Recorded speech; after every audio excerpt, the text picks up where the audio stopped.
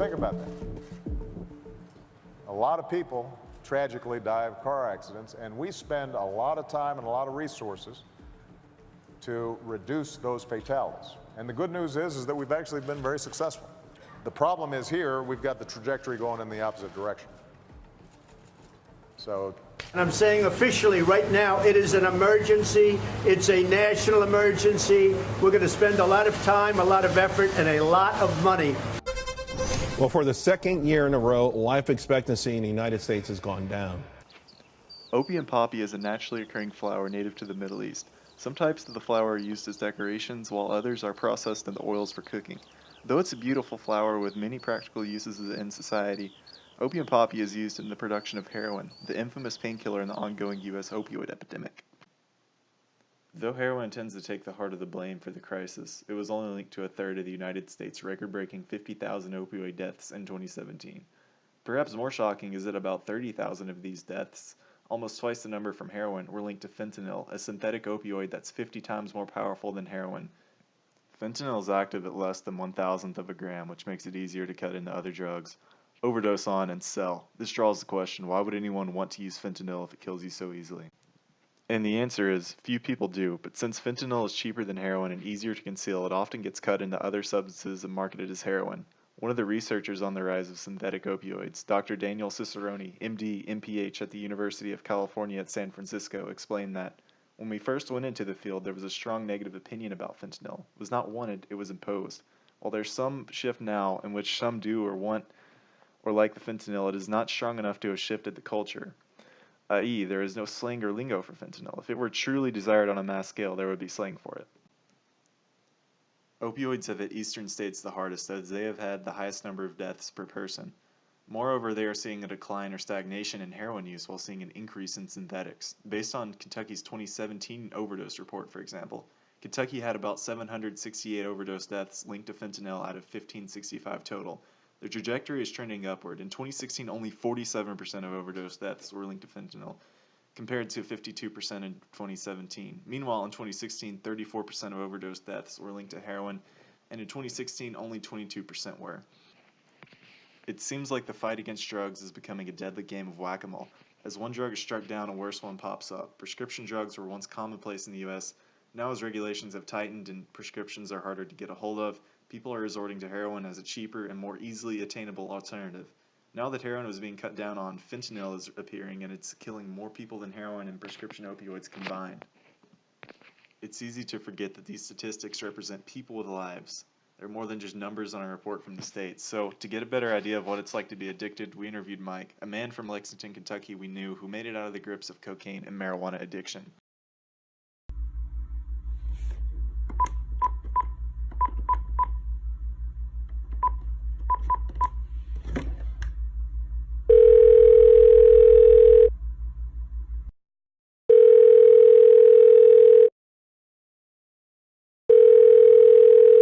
Well, praise be to God that came after my little addiction scenario.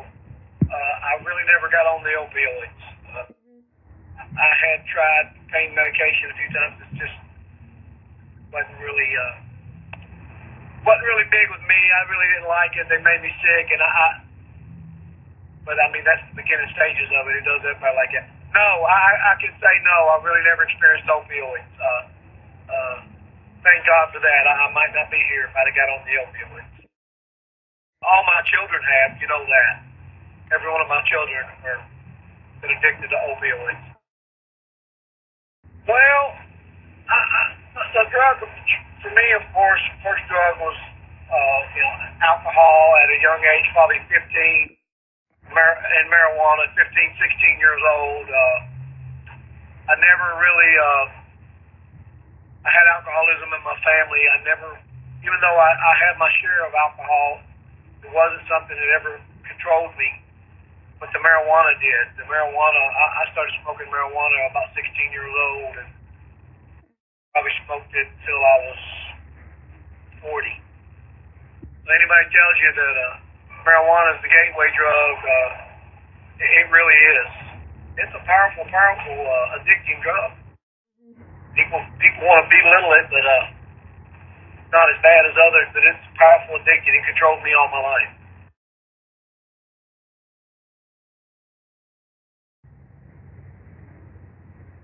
Well, the cocaine caused me probably the most harm.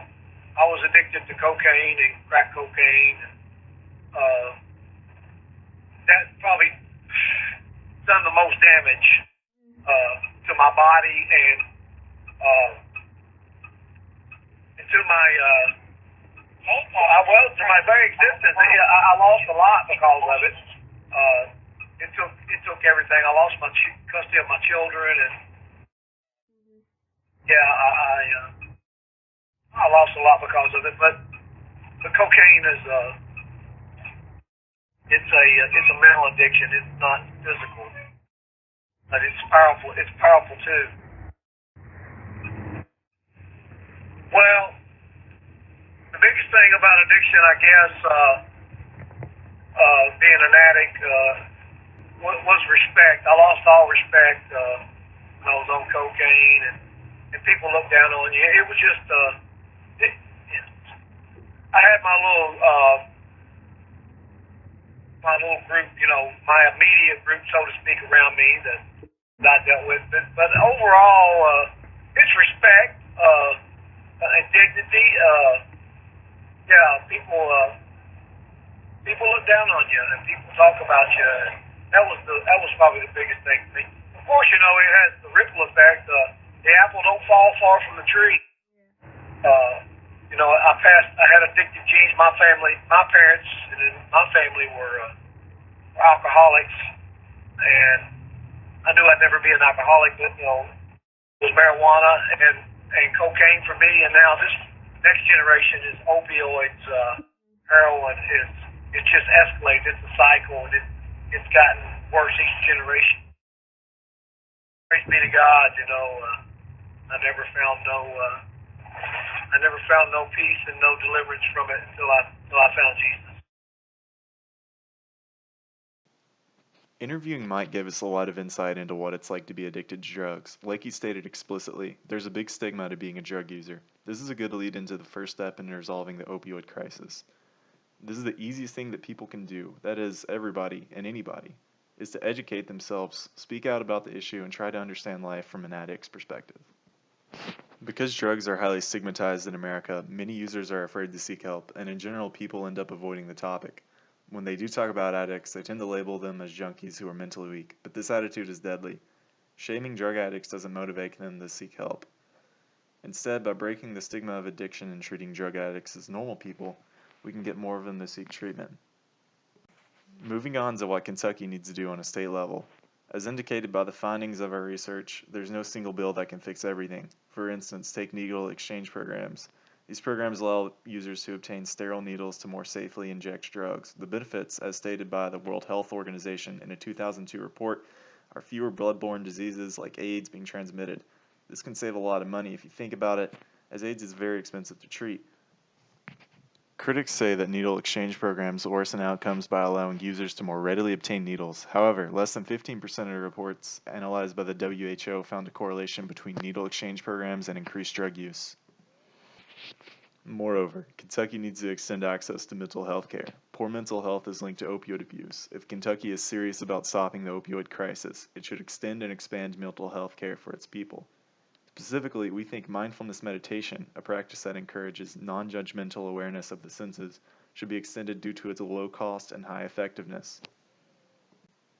Without diving into the topic too much, there are a lot of studies showing that it can be effective in preventing addictive relapse. While it's only one piece of the puzzle in mental health, we think that since it's such an inexpensive practice that everyone can do, it really needs to be expanded. Marginal impacts stack up in the long run after all. While these options may be expensive in the short term, the National Center for Injury and Prevention Control found that the opioid epidemic cost America some $78 billion in 2016. Overdoses are expensive. The cost to run an ambulance can be well over $1,000 per visit. The opioid crisis is a net negative to the economy, society. Kentucky needs to act faster and smarter than it already is if it wants to stop this. While the aforementioned solutions aren't going to solve the crisis overnight, they are a next step up from what's being done, and they seem to be effective in states with similar policy implementations. Thanks for watching, and we hope you learned something.